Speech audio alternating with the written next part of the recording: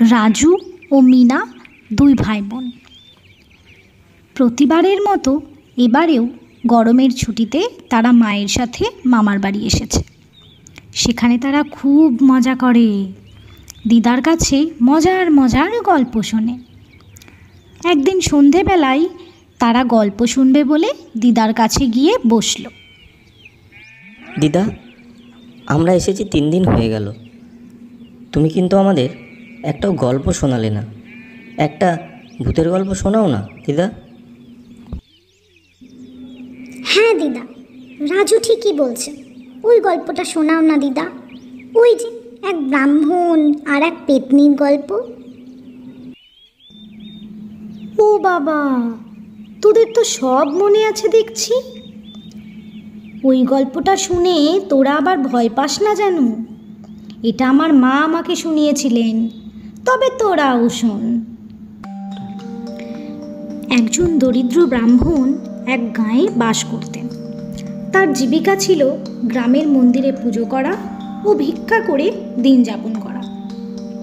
একদিন পূজা শেষ করে ব্রাহ্মণ মন্দির থেকে বাড়ি ফিরছিলেন।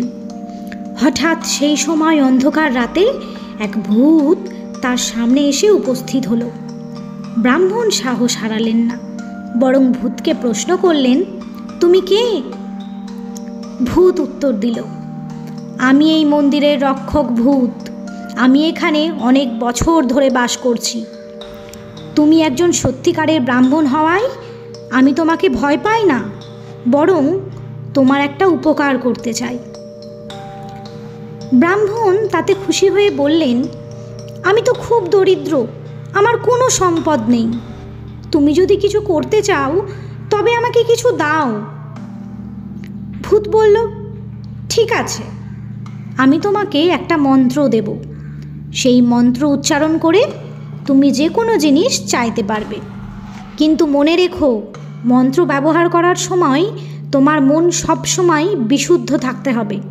কোনো লোভ বা দুষ্ট ইচ্ছা তোমার মনে আসতে পারবে না। ব্রাহ্মণ মন্ত্র পেয়ে খুব খুশি হলেন। তিনি সেই মন্ত্র উচ্চারণ করে নিজের ছোট্ট কুটিরকে এক বিশাল প্রাসাদে রূপান্তরিত করলেন। তার জীবনে আর অভাব রইল না। কিন্তু কিছুদিন পরে ব্রাহ্মণের মনে লোভ জন্মালো।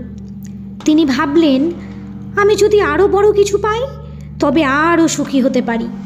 একদিন তিনি আবার মন্ত্র উচ্চারণ করে আরও বড় প্রাসাদ এবং অনেক ধনসম্পদ চাইলেন।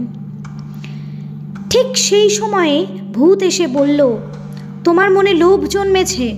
আমি বলেছিলাম, মন্ত্র ব্যবহার করার সময় তোমার মন বিশুদ্ধ থাকতে হবে। এখন তোমার শাস্তি হবে। তারপর ভূত সেই সব ধনসম্পদ নিয়ে চলে গেল। ব্রাহ্মণ আবার দরিদ্র হয়ে গেলেন। এরপর তিনি আর লোভ করলেন না এবং সৎ পথে ফিরে এলেন। এই গল্প আমাদের শেখায় যে লোভ সর্বদা ক্ষতিকারক। সৎ পথে থাকলে জীবন সুখী ও শান্তিময় হয়। গল্প শুনে রাজু ও মিনাও দিদার কাছে প্রতিজ্ঞা করল, তারাও কোনোদিন লোভ করবে না, সবসময় সৎ পথে চলবে।